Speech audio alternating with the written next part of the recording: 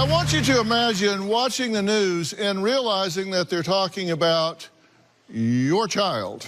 A multi-state violent crime spree comes to an end in Guthrie. After days of being on the run, 30-year-old Lawrence Lewis is in jail. Saturday night, investigators say Lewis and 23-year-old Alexis Nugent robbed a clerk at this Dollar General at gunpoint. They're also accused of running from police in North Texas, stealing a car, and coming to Oklahoma. Officers arrested Nugent, but Lewis escaped. News 9 photographer Joby McAdams spots a man believed to be Lewis swimming in the middle of the lake. Finally, this morning, a homeowner holds Lewis at gunpoint after he breaks into their garage. Lewis will also face a burglary charge in Logan County. As for Nugent, she's behind bars on a robbery and accessory complaint. Well, Stacey says her 23-year-old daughter, Alexis, still faces charges for what police claim is her part in an interstate crime spree with her boyfriend, Lance. Now, one stop in the alleged crime spree was a dollar store where authorities say Lance was caught on a security camera pointing a gun at an employee. Alexis' mother, Stacey, and grandmother, Vicky, say Alexis has fallen under the spell of a man who they fear will absolutely destroy her. On my birthday, my daughter Alexis texted me saying happy birthday, that she would see me in a couple hours. I never heard back from my daughter until she was in jail. Alexis and her boyfriend Lance have this weird Bonnie and Clyde thing going on. She told me on this trip that they had a death pact. Because of the crime spree that Alexis and Lance went on, Alexis is facing 3 felony charges, including 2 counts of grand theft auto, accessory to an armed robbery, criminal mischief among counties, and that's just in Oklahoma. I want to believe she didn't know what was going down when these crimes started, but anything Lance tells her to do, she does. I told you something different when I was in jail because I was in jail and everybody was telling me a certain way to do it. Right now, Lance is facing a lot of jail time and may not even get out of prison until he's 40 or 50. I hope she's not going to waste her life waiting on somebody for all that time. I think Alexis is with Lance because of her past traumas. He's a support system for her, and she feels protected by him. Alexis was sexually assaulted when she was 18. She completely changed after the assault. Everything with her has been way more explosive. I don't know if she really understands how much trouble she's actually in. She doesn't seem to register reality. And before all this, I tried to tell Alexis to dump Lance, but she didn't want to hear any of this. I was hanging out with people doing bad stuff before this. I had serious concerns about this guy. I knew Lance had a record, and I knew he carried a gun, and I saw that he was pathological. What I fear most out of this situation is Alexis will either be in prison or I will have to take care of her for the rest of my life. At this point, I don't know how to communicate with her. Okay, you say you don't know how to communicate with her. What does she do when you attempt to? She just screams and yells. She gets pissed off. She'll go on a tangent, take off out of the house, go drinking. How long has this behavior with her hanging out with this kind of a person been going on?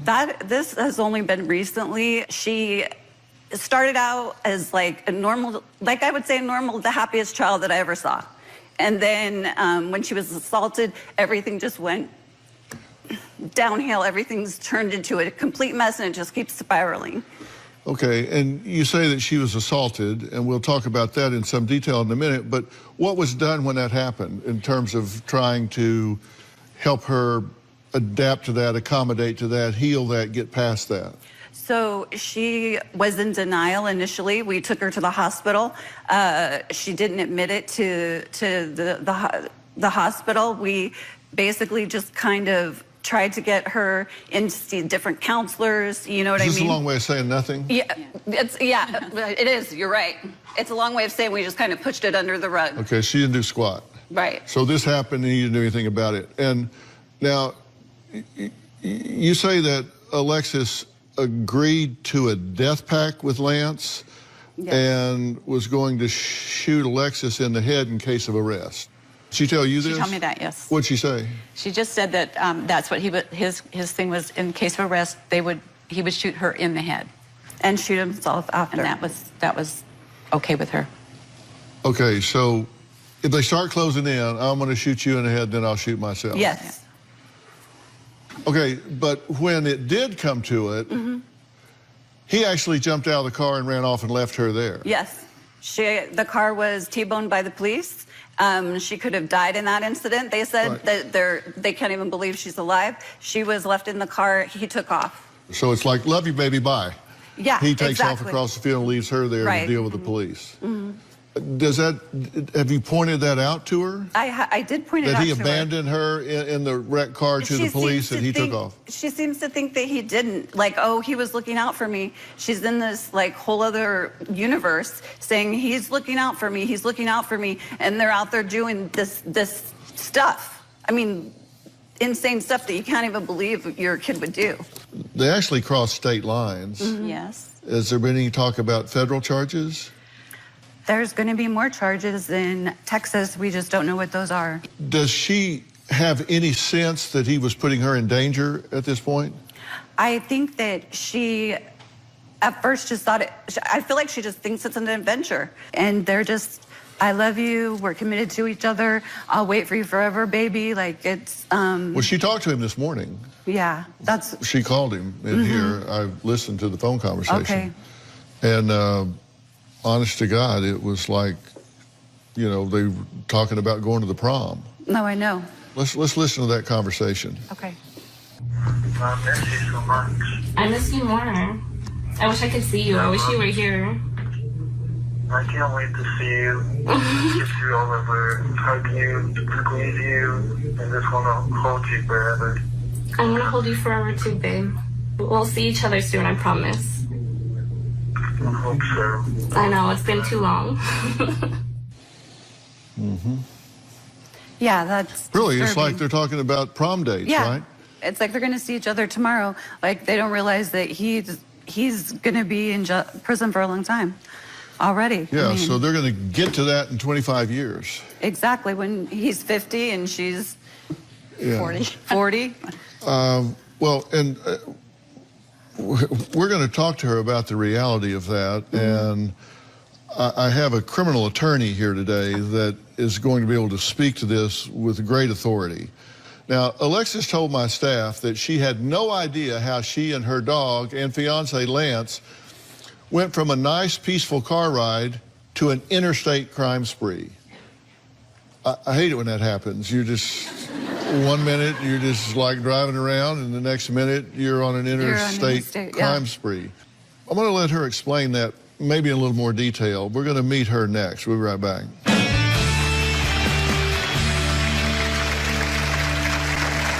I love Lance and he loves me. He's like my backbone. He won't argue with me. He won't yell at me or lecture me. Like, he's my positive person in my life.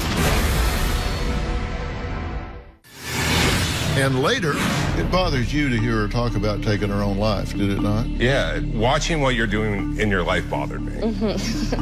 And now it's not funny. I know, yeah. Is it better for you to go to prison? Tomorrow. Hundreds of athletes helped put ex-Olympic doctor Larry Nassar behind bars for life. One of his youngest victims speaks out for the first time. Larry groomed me my entire life. This doctor was abusing my daughter. He would violate you with you in the room. The anxiety, the guilt. Take me through the moment that it hit you that this was a predator. That's tomorrow. Then, on Friday, Investigators have issued an Amber Alert. a missing girl. I've talked to a lot of mothers of abducted children, and you're the most calm I've ever talked to. A Dr. Phil exclusive. That's Friday. Right now, with everything that has been going on, it is too difficult to have Alexis under our roof. I brought Alexis to live with me so that her parents could have a break. But now I see the reality of what they were going through. Alexis doesn't respect my house. She doesn't respect my rules. She's stealing alcohol. She's smoking in my house. All her life is worrying about her clothes, doing her makeup, talking to Lance, sleeping, but it's very seldom that she ever does anything constructive. I'm wondering why it's so hard for her. She's 23, but her brain has not developed since high school. It really is like living with an adolescent. Well, Vicki says her granddaughter Alexis was arrested after police say she was involved in an alleged crime spree involving 5 stolen cars and an attempted robbery with her fiance. And her fiance supposedly had a gun. Alexis says despite her face being plastered all over the news, she still loves her fiance Lance and will never incriminate him. Everything that's happened with Lance and I feel like I've had no choice but to come out of my shell. It seems like every time I try to be honest with my family about how I feel, they either want to argue or fight with me, and then I start to self-destruct emotionally. I've built such of a wall up because if I say one little thing that will tick them off, like they'll argue with me, and I'm emotionally drained and I can't do it anymore.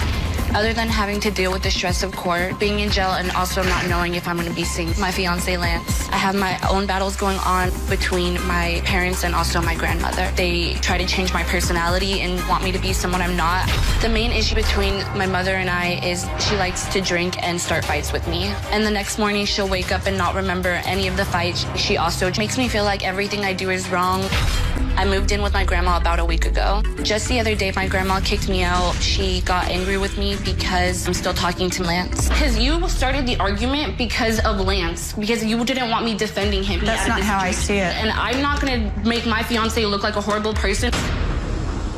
I love Lance and he loves me.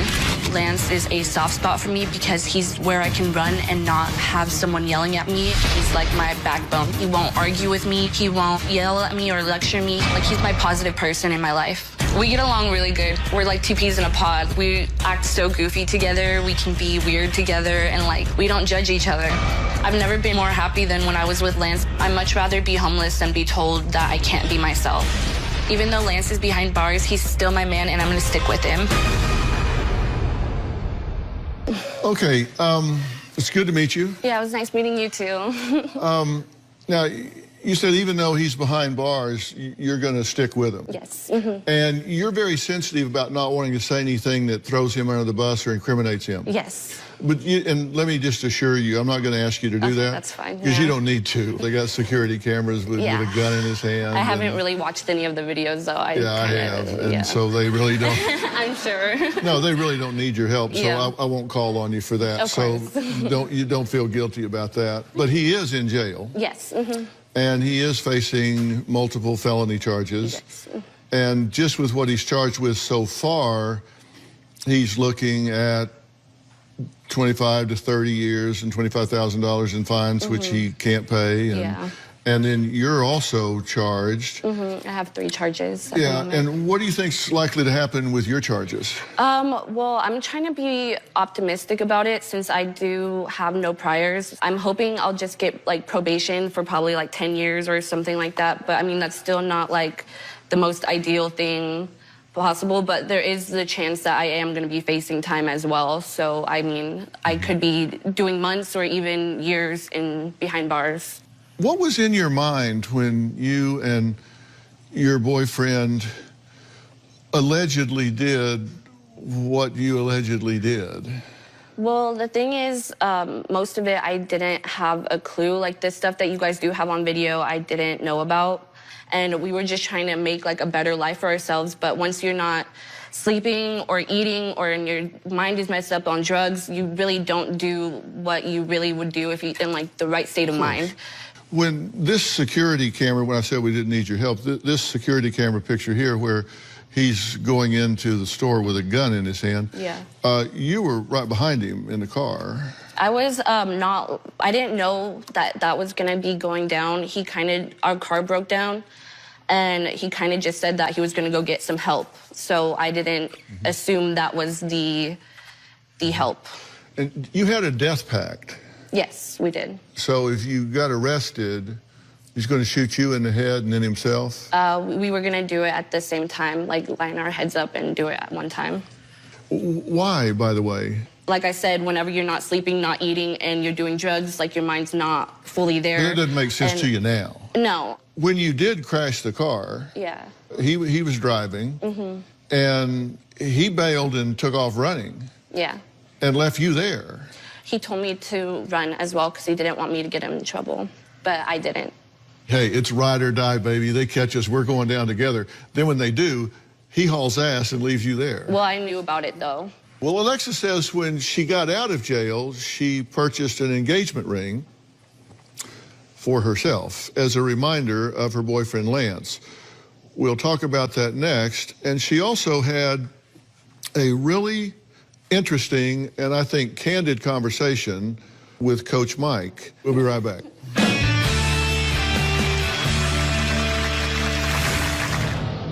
I didn't think it was really going to be all about like this situation. Can I have a moment, please? Alexis? Yeah. You okay? A few months ago, my boyfriend Lance randomly picked me flowers. He got on his knees. He didn't have a ring, but he asked me to marry him, and I said yes. I think the engagement's a spoof. It's not going to happen because he's not going to be getting out of jail anytime soon. If they got married, I don't know how our relationship would continue. When I got out of jail, I bought a ring at a thrift store for $2. It makes me feel like Lance is still part of my life.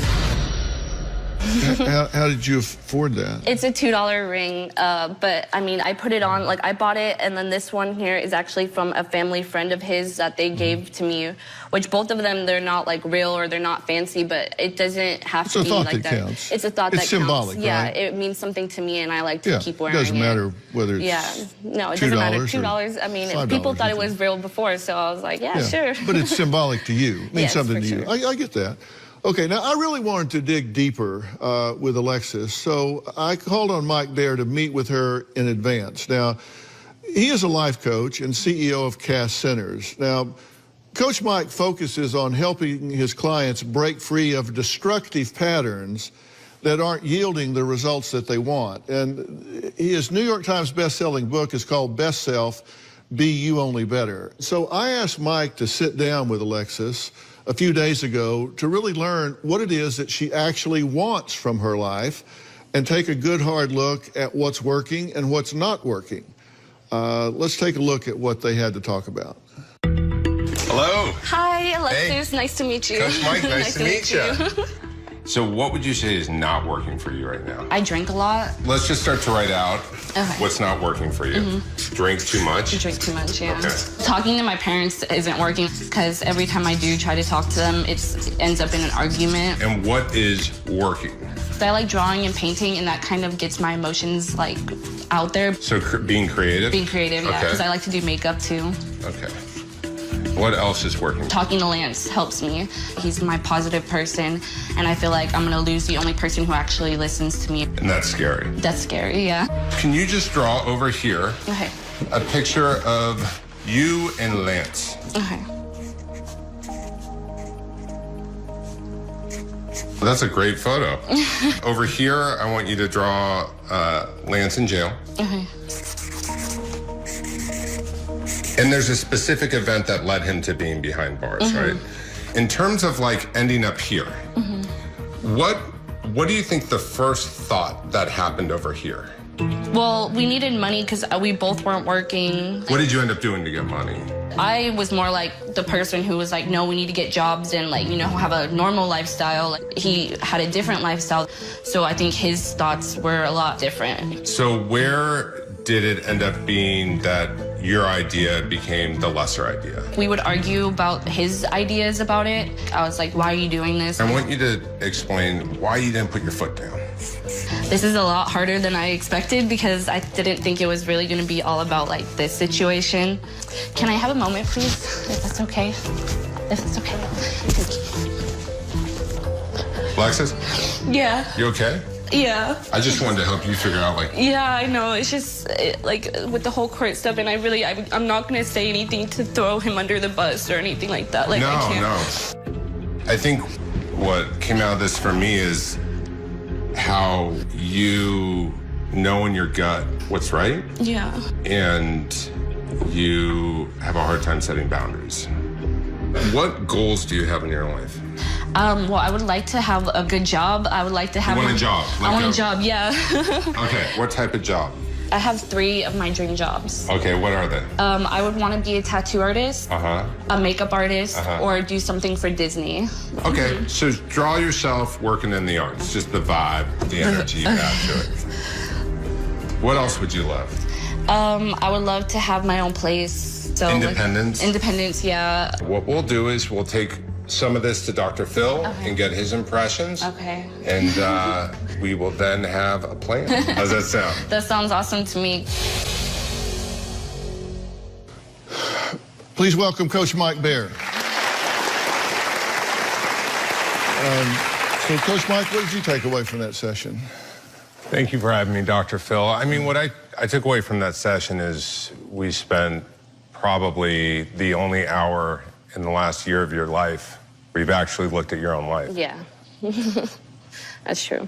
And that you've actually started to assess your life. Mm-hmm.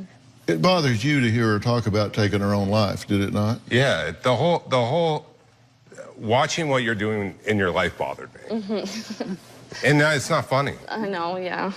Is it better for you to go to prison and sit there so you can evaluate your life, or is it better for you to get some help? But if you want to get some help, you got to get a little bit of curiosity into your life. That's why I'm here. Like, I wouldn't put myself or my family in this position if I wasn't ready to change something. You were really betrayed. Mm-hmm. Yeah. You, in fact, were drugged, raped, and beaten. We kind of just blew it off. Okay, Alexis, you're fine, though. Like, you'll get over it. And later, did you really love this girl? Why would you put her in danger the way you have?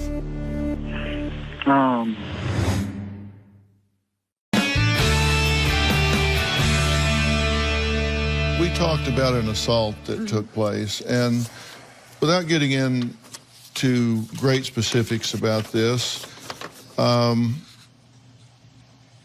you were really betrayed. Mm-hmm. Yes. Because you were with some people that you thought you could trust. Mm-hmm. And in fact, we know from hospital records that you, in fact, were drugged, raped, and beaten. Mm-hmm. And you've never really done much to deal with that. Mm-mm. And that still bothers you a lot, I think. Mm-hmm. What do you think? I mean, I sometimes say, like, it doesn't. Like, I try to put it in the back of my mind where, I feel like I don't think about it and, like, it doesn't affect my life or it doesn't affect who I've become. But then there's also that part of me that I feel like that's just me, like, making excuses. And also, like, just trying to avoid, like, the actual, like that, what actually happened.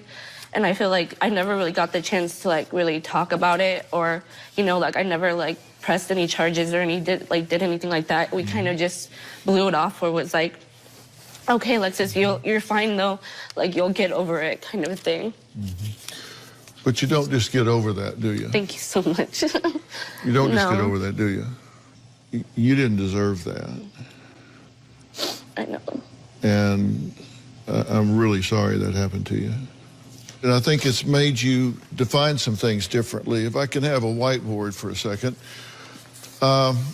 You've said a couple of things that I thought were really important.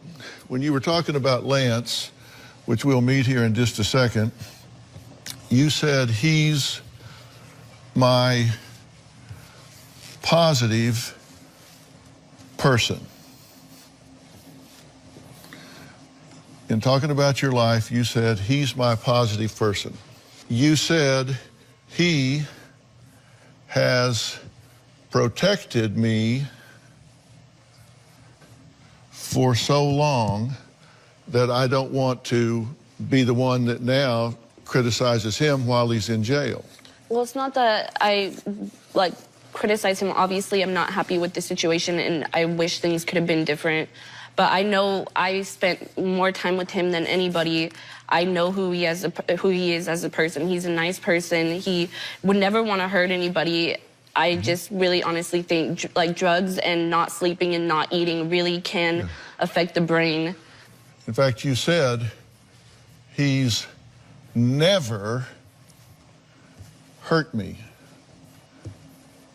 You said he has never hurt me. So I want you to look at these statements that you've made. He's never hurt me.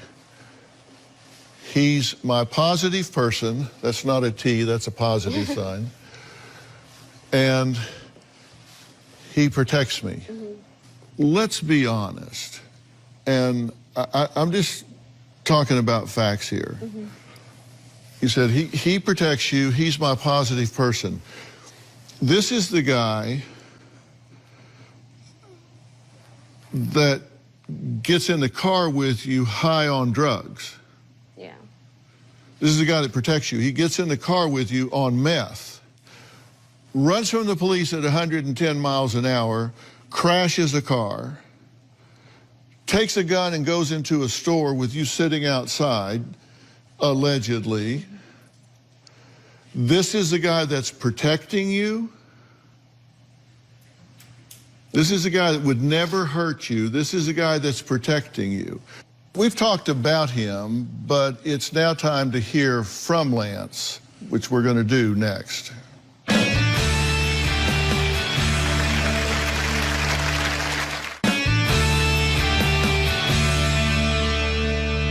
Let's hear from Lance, so everybody gets a feel for his personality. Hello, Dr. Phil? Yes. How are you?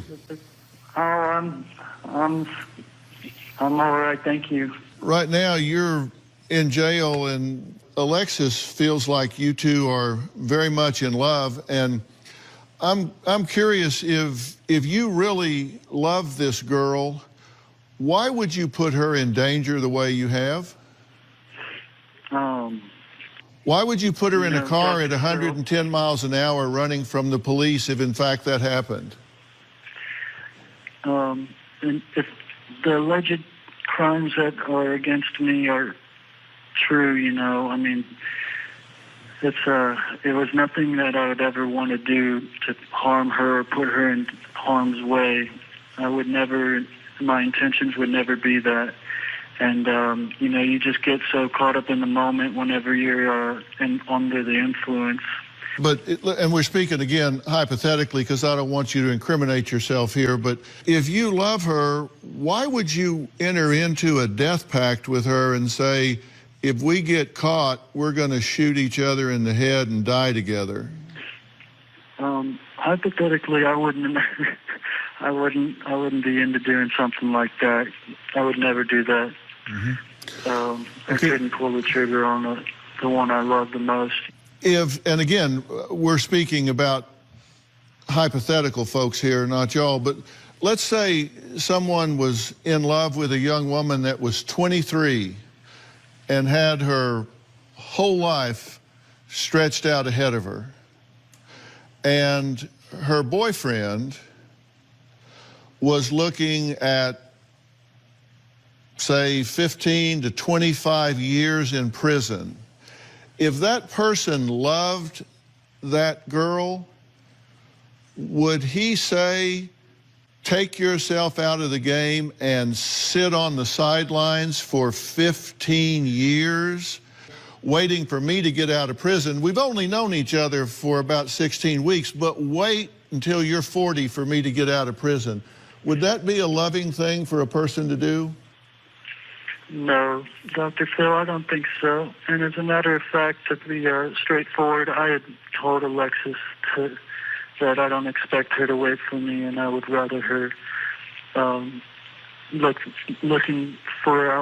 out for herself, you know, and find love. Can she hear me right now? She can hear you loud and clear. Okay. Alexis, you know I love you dearly. And, I know, you know I love you too, babe. Well, here it is. It's like Dr. Phil's saying, if I'm going to be locked up for a long time, which is most likely to the circumstances, I don't want you to waste your life waiting on me. I want you to grow old with somebody that you could love and have kids with and marry. You know that. It's hard to think that way, but of course I don't want to be selfish and hold on to you. I love you so much, and I don't want to let you go. Stacy, I want to sincerely, from the bottom of my heart, apologize to you and Vicky as well. I never meant to put your daughter in a predicament like this or in a situation to endanger her life or anybody else's. And that's not who I really am deep down inside. And I just hope y'all can forgive me. I bet they would come a lot closer to doing that if you would take her off the call list at jail and prison and block it so she can move on with her life. Absolutely. Absolutely. I understand. All right, Lance, thanks for talking to us. Yes, thank you, Dr. Phil. Bye. Alexis says she hopes to get probation for her crimes. How probable is that? We'll be right back.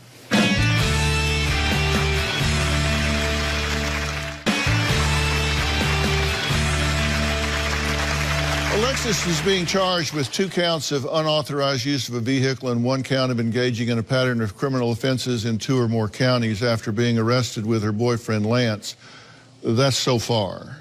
There are other charges that are pending. She says since she doesn't have any priors, she's hoping to get probation. Now, we have in the audience attorney Brian Watkins, and he is the founder of Brian E. Watkins and Associates, and he practices criminal law and civil litigation in San Diego. Brian, thank you so much for being here. Thank you.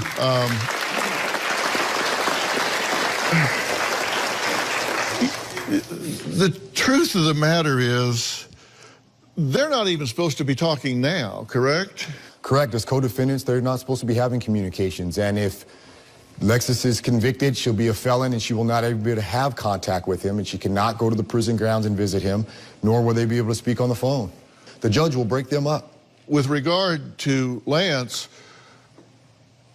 with security cameras, with him with a gun in his hand, with police chase and him crashing a stolen car, with him crossing state lines, a DA's going to feel like they've got a pretty good case, would you not think? I don't think Johnny Cochran can get him out of this. Yeah. And he does have priors, and so the chance is pretty good they're going to throw the book at him and not cut him the best deal in the world. They offered him 25 years. And they think that's a gift. Yeah. The reality is, you may never see him again. Yeah, I know. From a legal standpoint, what can she do that would likely cause the court to say, okay, I'm going to take a less harsh approach to her in terms of punishment and sentencing? She is eligible for probation, but that's not enough. You need to be eligible and suitable for probation. What does suitable mean? Mean that you are amenable to treatment, amenable to rehabilitating yourself and not reoffending. How do you show the court that? You show the court that by getting into treatment for your substance abuse, getting psychological counseling for mental health issues that you're dealing with, the PTSD that you may be dealing with, taking the steps to better yourself so the court doesn't have to. I want to introduce Dr. Charles Sophie, and Dr. Charles Sophie is a board-certified psychiatrist in multiple specialties, and he's the medical director of the Department of Child and Family Services for LA, and one of his specialties is in adult psychiatry, and he is very well versed in post-traumatic stress disorder and what happens when you take toxic chemicals into your body, such as meth and cocaine. It changes the brain and causes you to make different sorts of errors in judgment. Dr. Sophie, PTSD plus these toxic chemicals, there's a real issue here. There's a real issue here, and I commend you. I think you have a really core person that's in there that's a loving, caring woman who wants to do better. So if that is there, you should reach and get that out. Because you've had a horrific trauma when you were, what, 17? About 18, 19. You were betrayed and you were assaulted in a big, deep way, and you learned about it in a horrible way. And that's a traumatic brain injury on a brain that wasn't even well developed. Yeah. That changed the way your brain formed, which then already changes the way you're going to make a decision. Then you add drugs and alcohol, and you're off to the races. You got to get yourself straightened out. I've got one more thing to say to Alexis after the break, and I think it's very, very important. We'll be right back. You know, Coach Mike's book is Best Self, Be You Only Better. It takes a lot to get to that best self. You've got to get a lot of obstacles out of the way. You've got to hit the reset button on your life. That's what needs to happen here. That's exactly what needs to happen, is to understand who your best self is and how to protect that so that you're living the life that you deserve. Also joining us in the audience is Dr. Dina Mannion. Hi. And Dr. Mannion, hi Dina. She is the clinical coordinator with Awakenings Treatment Center, and Awakenings is located in beautiful Agora Hills, California, and it is a neuroscience-based dual diagnosis treatment center. And there are key words in all that sentence I'm saying, and those are dual diagnosis, because you're suffering, in my opinion, from some mental and emotional disorders, and some pain associated with the trauma that you've been through. And Dina, that's exactly what you guys do, is deal with this simultaneously, correct? Definitely. Alexis, I hear a lot of potential Thank in you and motivation to actually get your life on track. And at Awakenings, we'll not only help you with individual therapy, I will work with you personally to make sure that we address what Dr. Phil is talking about in terms of the addiction, in terms of what Dr. Sophie is talking about, the trauma and the brain impact. So if you're ready, we're ready to help you. I'm ready, yeah. All right. Okay, fair enough? Thank you. Thank you. It was nice meeting you. Okay, I want to thank all of my guests today, and a special thanks to Coach Mike Baer. His book is Best Self, Be You Only Better. And because I care about everyone here, everybody in the audience is going home with a copy of Mike's book.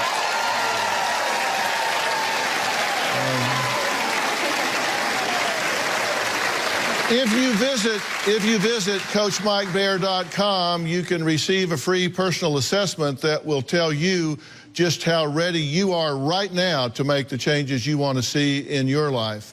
I highly recommend it. I also want to thank Brian Watkins. Brian, thank you for bringing clarity to this. I think it's a real wake-up call for her. And Dr. Sophie, you are a longtime friend and contributor here. Thank you so much for being here again today. And Dr. Mannion, I don't know what we would do without you. So thanks for being here and leading into this. For more information about today's show, log on to drphil.com. You can also follow me on Facebook, Twitter, and Instagram. I don't know if you know this, but one of my favorite things to do on a Sunday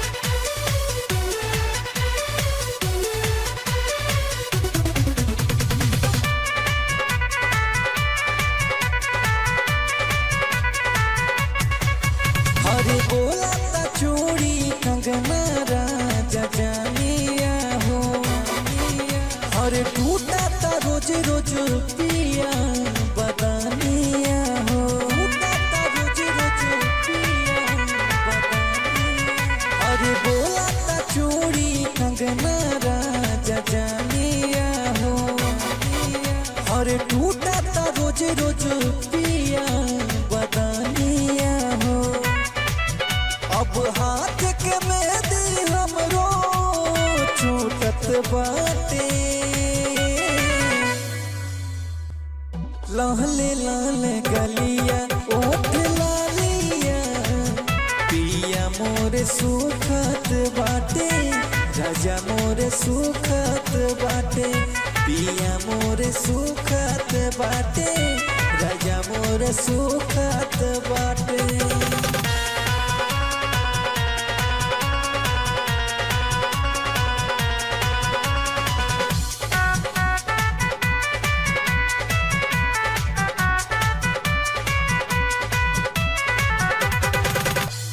रोआता से जिपे ओढ़ना बिछावना हो हरे धाके कमरिया खेला खिलावना हो धाके कमरिया खेला खिलावना हरे रोआता से जिपे ओढ़ना बिछावना हो हरे धाके कमरिया खेला खिलावना और छाती से साटी के तकिया बितात बाटे लाले लाले गलिया ओठ लालिया पिया मोरे सुखत बाटे राजा मोरे सुखत बाटे पिया मोरे सुखत बाटे राजा मोरे सुखत बाटे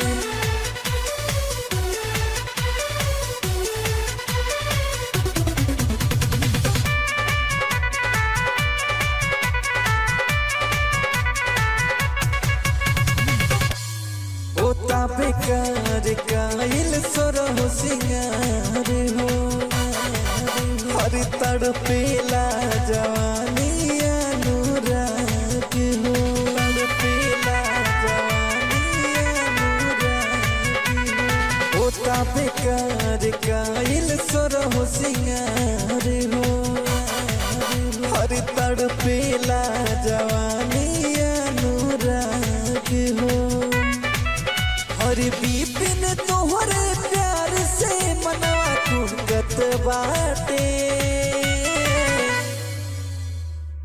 लाले लाले गलिया ओठ लालिया पिया मोरे सुखत बाटे राजा मोरे सुखत बाटे पिया मोरे सुखत बाटे राजा मोरे सुखत बाटे